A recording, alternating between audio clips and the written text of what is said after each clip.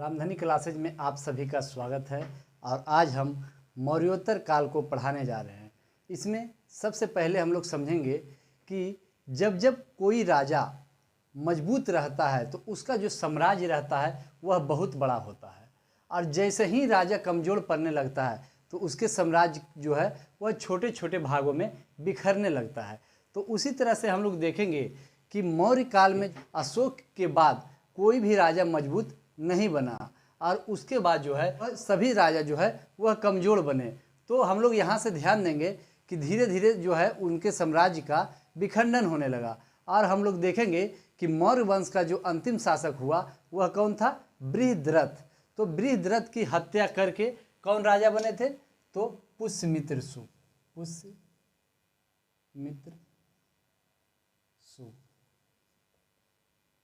पुष्यमित्र शुंग। और इन्होंने राजा बने और कौन से वंश के? नए एक वंश की स्थापना किया, उसका नाम है शुंग वंश। शुंग वंश की स्थापना किसने किया? पुष्यमित्र शुंग। तो यहाँ से अब हम लोग इंपॉर्टेंट पॉइंट की ओर चलेंगे। तो सबसे पहले हम लोग देखेंगे कि मौर्योत्तर काल में 4 देशी और 4 विदेशी शासक को हम लोग देखेंगे। तो सबसे पहले तो हम लोग शुंग वंश को देखेंगे, उसके बाद कौन से वंश को देखेंगे? तो कण्व वंश, उसके बाद हम लोग देखेंगे सातवाहन वंश, और उसके बाद हम लोग देखेंगे चेंदी वंश। तो हम लोग यहाँ से अब ध्यान देंगे कि यह जो है वह देशी वंशों में आता है। कौन सा? देशी, मतलब ये सब भारत के हैं। और उसके बाद इसी समय में मौर्योत्तर काल में ही विदेशियों ने भी आक्रमण किया था, और उसमें हम लोग सबसे पहले देखेंगे हिंद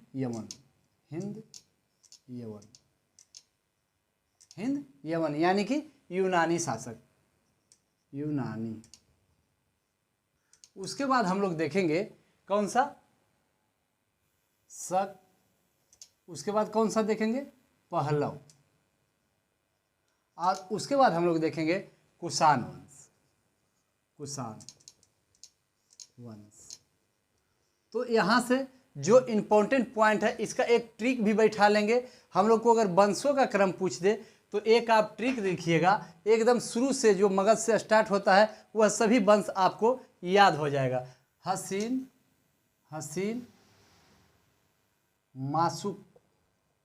मासुक, साचे। बस यह जो ट्रिक है आप अगर याद रखिएगा आपको पूरा मगध साम्राज्य का वंश याद हो जाएगा। तो हा से हर्यक वंश, सी से शिशुनाग वंश, ना से नंद वंश, मा से मौर्य वंश। उसके बाद यह जो हमारा चारों है तो सु से शुंग वंश, उसके बाद क से कण्व वंश, सा से सातवाहन और चा से चेंदी वंश। तो यह जो ट्रिक है आप इससे वंशों का जो क्रम है वह नहीं भूलिएगा, और आपको लगातार जब भी बैठाने के लिए देगा, सजाने के लिए देगा, तो आप यहीं से पूरी बेहतरीन ढंग से सजा लीजिएगा, कोई दिक्कत नहीं होगा। तो यहाँ से यह एकदम इम्पॉर्टेंट ट्रिक है, इसे आप जरूर याद रखिएगा। उसके बाद आपका हिंद यवन शासक, ये जो विदेशी शासक हैं, विदेशी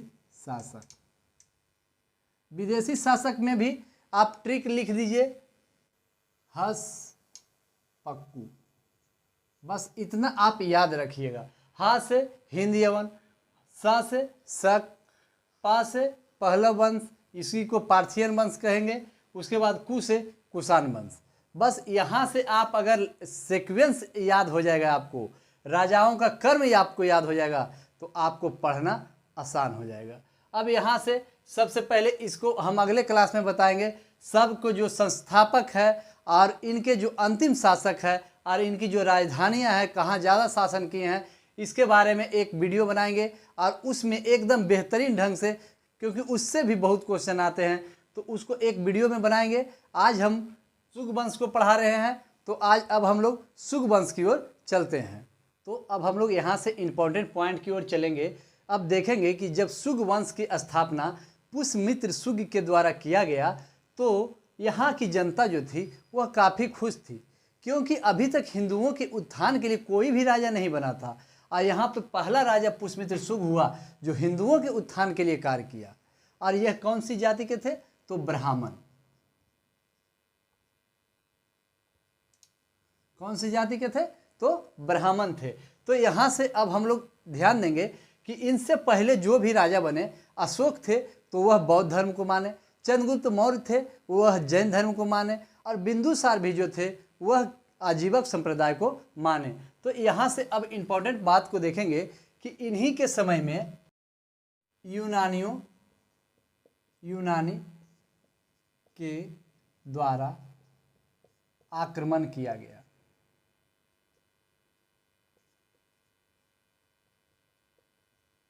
इन्हीं के कार्यकाल में यूनानियों के द्वारा आक्रमण किया गया और उन्हें विफल कर दिए। क्या किए? विफल कर दिए। तो यहाँ पर से जब विफल कर दिए तो इन्होंने, पहला राजा थे जिन्होंने 2 बार अश्वमेध यज्ञ करवाए। 2 बार अश्वमेध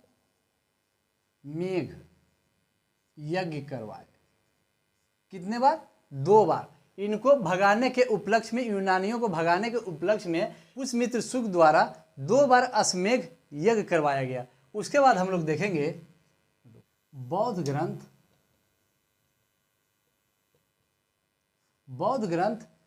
दिव्या वदांग। एक बौद्ध ग्रंथ है दिव्या वदांग, और इसके अनुसार पुष्यमित्र शुग को बौद्ध भिक्षुओं का हत्यारा बताया गया। क्या बताया गया? बौद्ध भिक्षु का हत्यारा। बौद्ध भिक्षुओं का हत्यारा। इन्हें क्या बताया गया? बौद्ध भिक्षुओं का हत्यारा। और उसके बाद इन्हें कहा गया कि 84,000 स्तूपों को नष्ट करवाए। क्या यह जो कहा गया है, यह दिव्या वदांग जो पुस्तक बौद्ध ग्रंथ है इसके अनुसार कहा गया है। उसके बाद हम लोग देखेंगे इनके समय में भी बौद्ध धर्म का विकास हुआ है, क्योंकि हम लोग देखेंगे कि बोध गया का स्तूप का निर्माण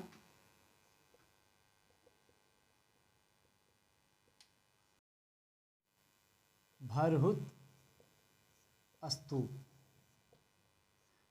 स्तूप का निर्माण। और उसके बाद देखेंगे सांची स्तूप को दुगना करवाए।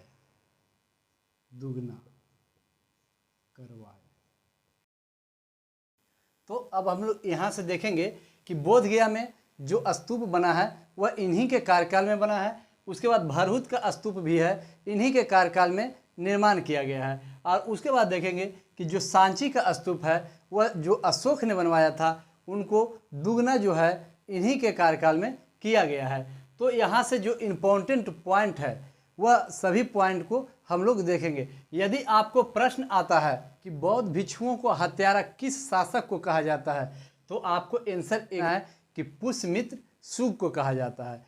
तो अब हम लोग यहाँ से जो इम्पोर्टेंट पॉइंट है वह सभी पॉइंट को देखेंगे। अब हम लोग देखेंगे एक पुस्तक है अष्टाध्यायी,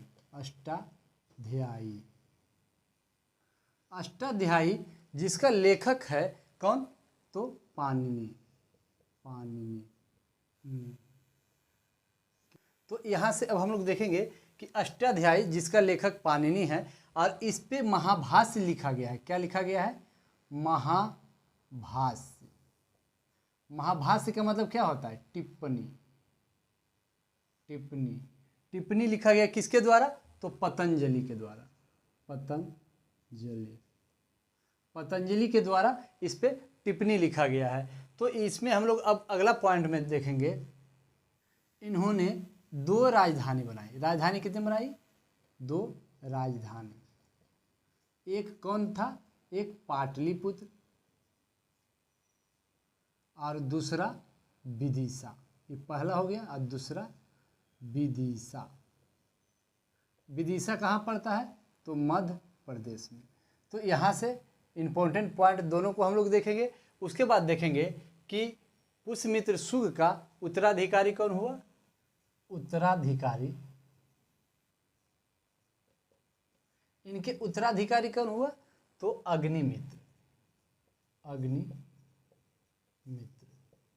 तो यहाँ से जो इम्पोर्टेंट पॉइंट थे वह सभी पॉइंट को हम लोगों ने देखे।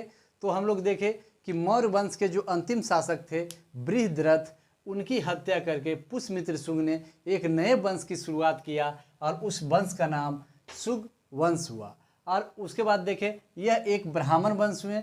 और हम लोग यहाँ से देखेंगे कि इन्हें राजा बनने के बाद यहाँ के जनता काफ़ी खुश हुए, क्योंकि अभी तक हिंदुओं के उत्थान करने के लिए कोई राजा नहीं बना था। तो यहाँ से अब हम लोग देखेंगे कि इन्हीं के समय में यूनानी आक्रमण हुए थे। तो यूनानी आक्रमण को इन्होंने विफल कर दिए। और उसके बाद हम लोग देखेंगे जब इन्हें विफल कर दिए तो उनके उपलक्ष्य में इन्होंने 2 बार अश्वमेध यज्ञ करवाए, और जिसका पुरोहित कौन हुआ, तो पतंजलि हुआ। उसके बाद हम लोग देखेंगे एक बौद्ध ग्रंथ है दिव्या बदांग, और इसके अनुसार बौद्ध भिक्षुओं का हत्यारा इन्हें बताया गया है। और उसके बाद कहा गया कि इन्होंने 84,000 स्तूपों को नष्ट करवाए हैं। उसके बाद हम लोग देखेंगे कि अष्टाध्यायी, अष्टाध्यायी एक संस्कृत पुस्तक है जिसका लेखक पाणिनि है, और इस पे एक महाभाष्य यानी कि टिप्पणी पतंजलि के द्वारा लिखा गया था। उसके बाद हम लोग देखें कि पुष्यमित्र सुग के जो राजधानियाँ थी वह 2 राजधानियाँ थी, एक पाटलिपुत्र थी और दूसरा विदिशा थी। उसके बाद हम लोग देखें कि पुष्यमित्र सुग के जो उत्तराधिकारी हुआ वह कौन हुआ, तो अग्निमित्र हुआ। तो यहाँ से जो इम्पोर्टेंट पॉइंट थे वह सभी पॉइंट को हम लोगों ने कवर किए। तो हम लोग अब आगे की ओर चलते हैं। तो अब हम लोग देखेंगे कि पुष्यमित्र सुग का जो उत्तराधिकारी हुआ वह अग्निमित्र हुआ। उसके बाद अब हम लोग अग्निमित्र में देखेंगे कि यह जो थे पहले कहाँ के गवर्नर थे, विदिशा, विदिशा के गवर्नर। यह पहले विदिशा के गवर्नर थे। उसके बाद यह जो है यह सुग वंश के राजा बने। उसके बाद हम लोग देखेंगे वासुमित्र, वासुमित्र जो कि अग्निमित्र का कौन था, पुत्र था। इन्होंने यवन आक्रमण को रोका, आक्रमण को रोका। इनका पुत्र था एक वासुमित्र, और इन्होंने यमन आक्रमण को रोका। उसके बाद हम लोग देखेंगे कि इनके समय में एक कालिदास के द्वारा पुस्तक लिखा गया है मालविकाग्नि मित्रम, मालविकाग्नि मित्रम, मालविकाग्नि मित्रम। और यह पुस्तक किसका है, तो कालिदास, कालिदास का। और इसमें जो है वह किसके किसके कहानी है, तो अग्निमित्र, इसमें अग्निमित्र और मालविका। और मालविका कौन थी, तो यह इनके नौकर की बेटी थी, नौकर की बेटी। और इन दोनों की जो प्रेम कहानी है वह मालविकाग्नि मित्रम में लिखा गया है। और यह पुस्तक किसका है, तो कालिदास का। यह पुस्तक बहुत इंपॉर्टेंट है और इससे बहुत ज़्यादा प्रश्न बनते हैं। मालविकाग्नि मित्रम, जिसमें अग्निमित्र और मालविका के प्रेम कहानी का वर्णन है। तो यह पुस्तक भी दे देता है कि यह कैसा पुस्तक है, तो यह प्रेम कहानी का इसमें वर्णन किया गया है। उसके बाद अब हम लोग देखेंगे कि इनके बाद जो राजा बना भागवत या भागभद्र, इनका अग्निमित्र का उत्तराधिकारी हुए। उसके बाद हम लोग देखेंगे इनके कार्यकाल में हिंद यवन के शासक एंटियालकिड्स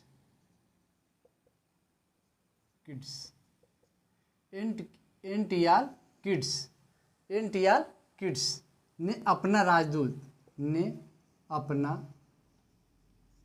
राजदूत हेलियोडोटस किसे? हेलियोडोटस को भेजा। उसके बाद अब हम लोग देखेंगे कि यही हेलियोडोटस के द्वारा विदिशा में, कहाँ? विदिशा। विदिशा कहाँ है? तो मध्य प्रदेश में। विदिशा में एक गुरुध्वज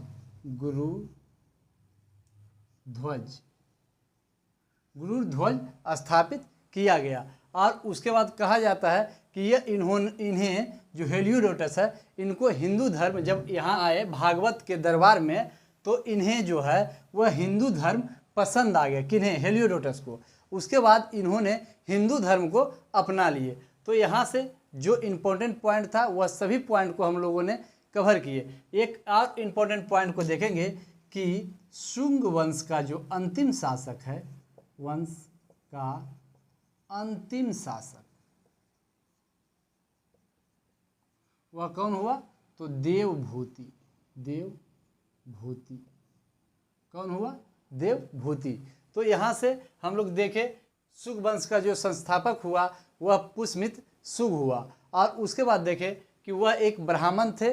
और उसके बाद देखें कि उनका उत्तराधिकारी अग्निमित्र हुआ। अग्निमित्र जो थे पुष्यमित्र शुंग के समय वह विदिशा के गवर्नर थे। उसके बाद हम लोग देखें कि वासुमित्र जो कि अग्निमित्र के पुत्र थे। किनके पुत्र थे? अग्निमित्र के पुत्र थे। और इन्होंने यमन आक्रमण को रोके थे। उसके बाद देखें कि मालविकाग्निमित्र जो कि जिसके रचयिता कालिदास है, और इसमें जो है वह अग्निमित्र और मालविका जो कि इनकी नौकरानी की ही बेटी थी, और उनके साथ जो प्रेम कहानी था वह मालविकाग्नि मित्र में वर्णित है। उसके बाद हम लोग देखें कि अग्निमित्र का जो उत्तराधिकारी हुआ वह भागवत हुआ। इन्हें ही भागभद्र भी कहा जाता है। उसके बाद हम लोग देखें कि हिंद यवन शासक एंटियोकस ने अपना राजदूत बना करके हेलियोडोटस को भेजे, और इन्होंने विदिशा यानी कि मध्य प्रदेश में एक गुरुध्वज की स्थापना किया। और उसके बाद हम लोग देखें कि शुंग वंश का जो अंतिम शासक हुआ वह देवभूति हुआ। तो यहाँ से जो इम्पोर्टेंट पॉइंट हुआ वह सभी पॉइंट को हम लोगों ने कवर किए। तो आज के लिए इतना ही। अब अगले क्लास में हम लोगों ने कण्व वंश को देखेंगे। तो अगर वीडियो अच्छा लगता है तो लाइक कीजिए, सब्सक्राइब कीजिए और दोस्तों के पास शेयर जरूर कीजिए।